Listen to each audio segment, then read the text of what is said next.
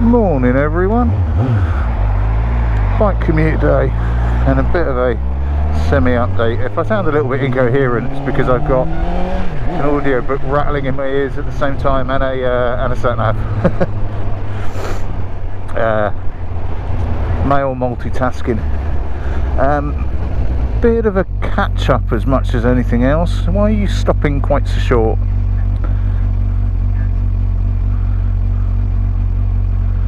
Some fucking drivers confuse the tits out of me at times, I really do. Oh, there we go. I had to tuck the wind mirrors away and I wasn't pissing around with Mike in the garage. Yeah, so what are we up to?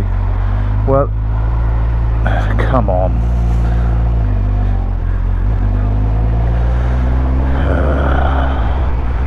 Now it's chilled out, might be a good opportunity to test my really rather ugly wind baffles. Well, they really do seem to be breaking up that airflow onto the back of my hands. I know people have suggested and say get some heated grip now. I have had heated grips on Dave, my diversion. They are nice, don't get me wrong, they're bloody lovely, but power on this bike seems to be a little bit dodgy. And what I don't want to do is put another parasitic load on it. But also the thing that I noticed about heated grips was they're really good at keeping the inside of your hands warm, but the back of your hands fucking freeze. So yeah, I thought I'd try these, and they're cheaper, and frankly I can, you know, wear them. I can have them on for the rest of the season and then whip them off when the weather warms up a little bit come spring. Although theoretically we do have another beast from the east coming our way, and there is a chill in the air this morning actually. Hasn't been for the last couple of days. So yeah, I'll give those a go, see how they work out. I'm not going to do anything like daft, like a review, but yeah, they're better than nothing, let's put it that way. And they look pretty fucking awful, but not horrendous. But let's face it, blue and a CBF 1000 isn't the best looking bike in the world. Heresy. It's just not. Right, this really annoys me when Google Maps finds quicker routes and things and says, you know, do you want to accept? Right, yeah, how? Quite often I find myself in the garage while I'm working on bikes with gloves on or something, and I need to touch my phone or occasionally unlock it, and rather than take my gloves off I tend to use my nose. That's not really something I want to try on a bike. I do have a flip lid helmet, but there are limits.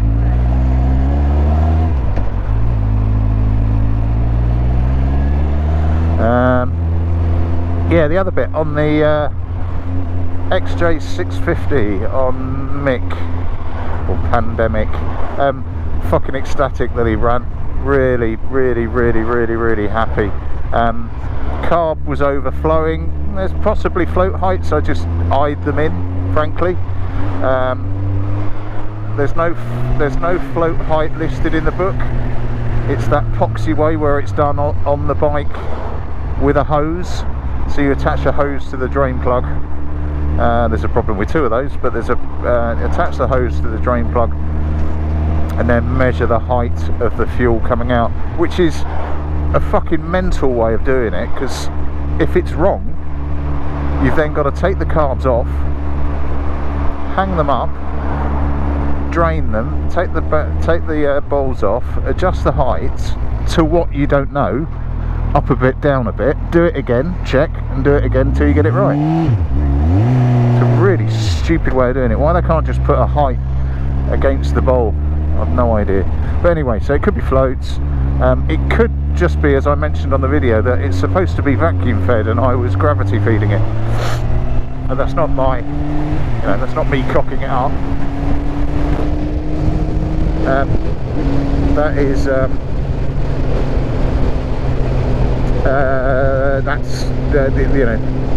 that's the only way you can feed it without the tank. And the tank is a vacuum fed petcock. Now,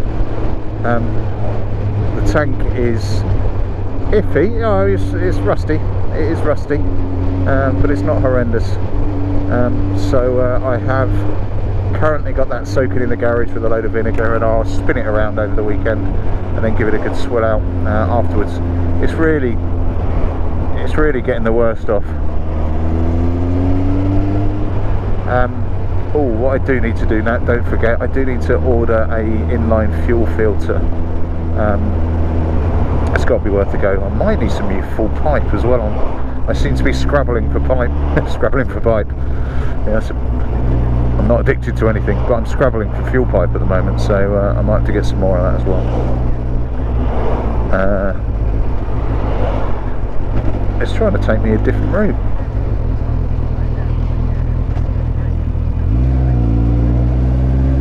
I don't think I've been right.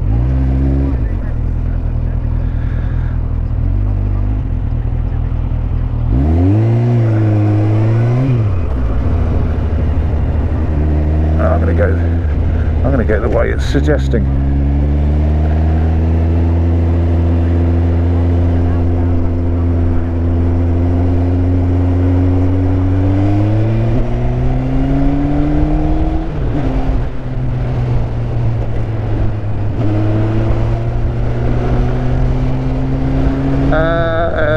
I've lost what I was saying there. Yeah, so tank's clearing up and I want to try it off a vacuum feed before I start messing around with the carb too much. It leaked to start with, but then it settled itself down, so I don't really know what's going on there. On the firing on 3, I need to do a bit of jiggery pokery with sparks, and actually those sparks are the ones that came with it, so I might just try some new ones.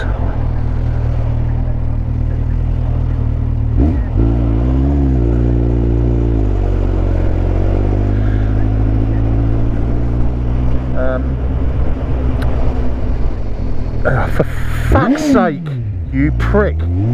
Fucking brake and then indicate.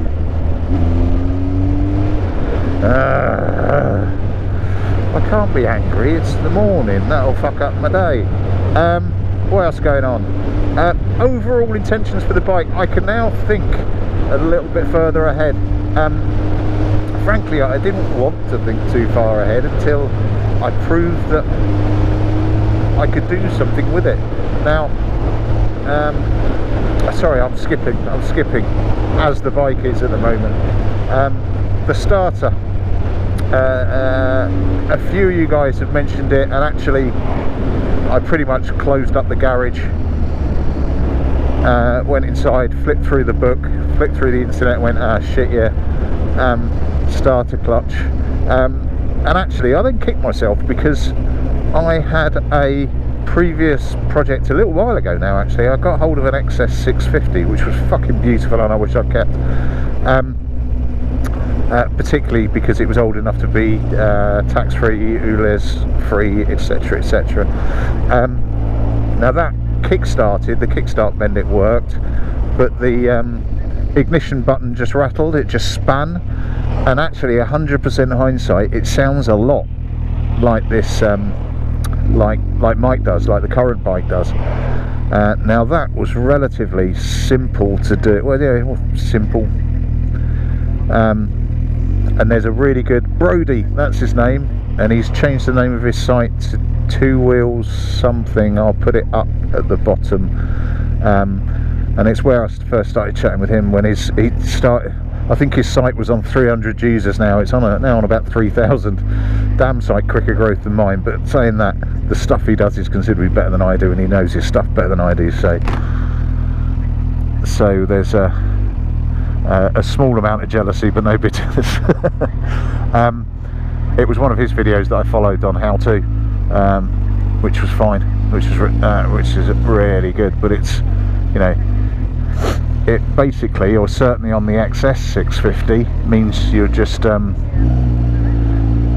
you're just breaking off the right hand cover, taking off the clutch basket, and it's one of the sprockets on the bottom. It's basically got a collet that goes around it, a sleeve that goes around it, and that was loose, so it was a case of squeezing that sleeve tighter, putting it back on and pushing the button and hoping, and it worked.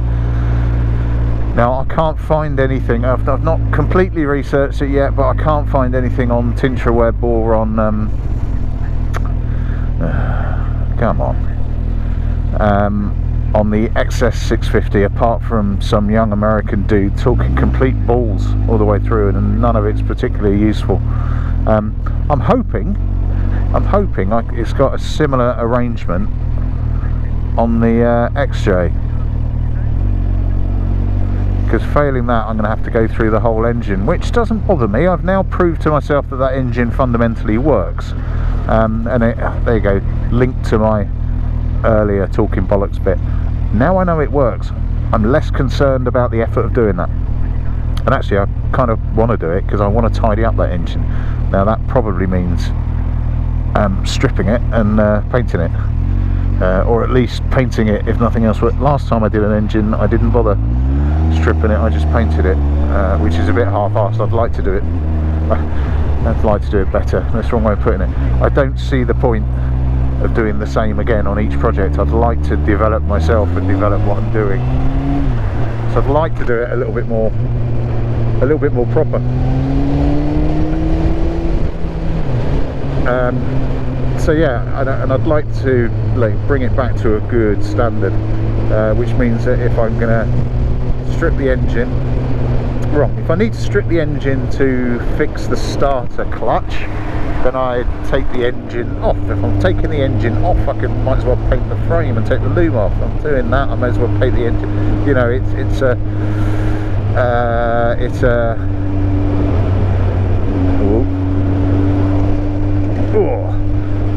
if you look at the it sounds a little bit project management-y, but if you look at a Gantt chart for what I'm doing, if I'm doing that, then I need to do that first and that first and that first. Well, if I'm doing that, I may as well do this, this and this. Now, don't get me wrong, I don't write any of this shit down. This is just sort of stuff that bounces through my head quite often, actually, when I'm riding. So just while I'm having a bimble, I'll be thinking about what next on the bike. Come on, you were quite so keen to get in front of me, now you're blocking me.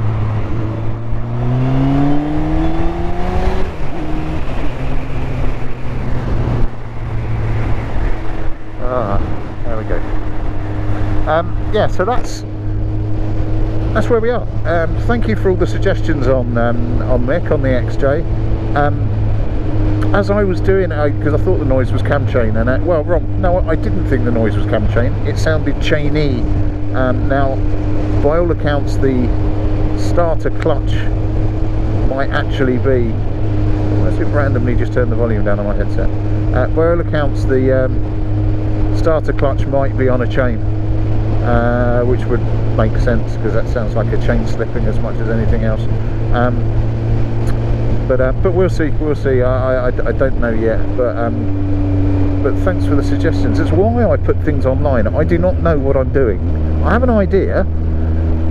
I don't know how the starter system works on the XJ650. I was flipping through the book last night, and actually there's a really useful diagram that I had a quick look at, but then I got distracted by kids' homework and bath times and things like that. So, you know, I'm learning as I go. Hopefully, and a couple of guys are putting comments saying, oh, I'm learning a lot from you. Brill. But I'm not a teacher. I'm just learning by doing. And so if you're learning by watching, then great, and hopefully you learn by my mistakes rather than by repeating them. But yeah, that's why I do this. Not this. I do this because I've got mortgage and kids to feed and things like that. But it's why I do the channel, is because I'm learning and I enjoy taking other people along the learning journey.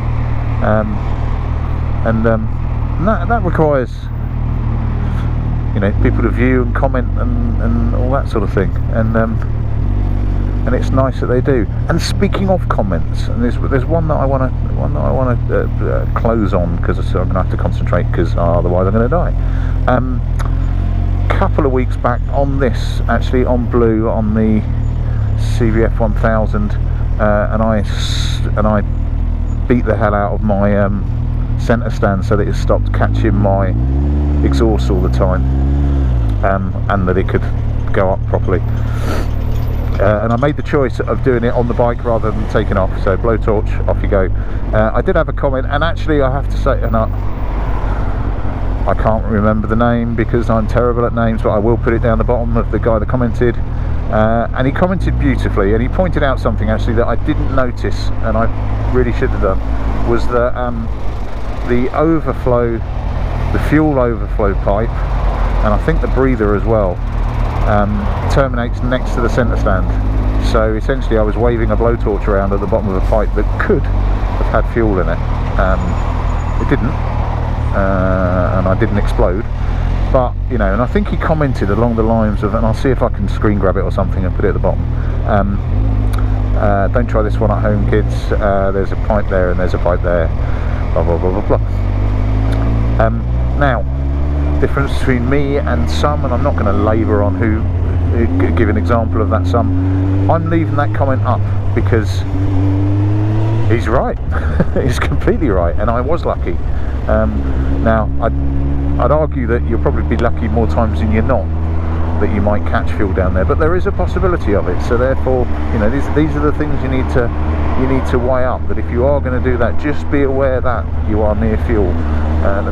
You know, that potentially means you shouldn't do it, but it just means that you need to be aware that you're doing it. You know, your garage is not your shed if you're a home mechanic. You know, you're not bound by European law on health and safety. You take your risks, but you need to be aware of those risks. In that particular case I wasn't, so my own ignorance could have hurt me there. But all credit to the dude that commented on, you know, he commented exactly the way that I would hope to, not you effing dickhead, you could have done this and the other, which, you know, you could put your argument across that way, but that's the sort of comment that probably would get deleted, because that's fucking abuse. It doesn't matter if someone's doing something stupid, if you're just going to lay into them like that, expect them to screen your comment. But no, for the fact that he put it on quite so nicely, politely, informatively, they're constructive criticism, and that's where I want to finish on. I do not and will not get everything right, because I don't really know what I'm doing. I am working this shit out as I go. I am going to get things wrong. Hopefully less frequently than getting them right. Hopefully. But please feel free to point out better ways of doing things, or where I'm doing something fundamentally wrong, or in some cases like that one, something dangerous. Please do. Obviously you're not going to stop me doing it, because I've uploaded it after I've done it, if you follow my train of thought. But if you stop me doing it again, if I got lucky and didn't hurt myself, and think, oh well, I did it that way last time, and the next time I do it the same way and hurt myself, you've stopped me hurting myself. For that I'm grateful. If you stop somebody copying me and hurting themselves, then I'm even more grateful. You know, I'm very careful that I don't give instructions on how to do things, because I don't want, there's an element of legalese, but I don't even want the moral responsibility for somebody copying what I've done, and damaging themselves or somebody else. So, you know, have at me. Constructive criticism phrased the right way, without being, you know, downright abusive, or be downright abusive, but you run the risk that I might delete it because you're making a dick of yourself, or you're calling me a dick. Fuck it, you can call me a dick if you like, I don't really mind. I've got thick skin. I'll only really take it down if it's just abusive,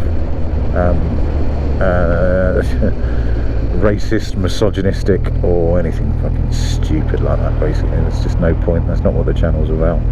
It's about like-minded people fucking around with bikes. Right, that'll do me. I'm going to concentrate because traffic's getting a bit tighter as I get a bit closer to central London. Catch you later. Ta-da.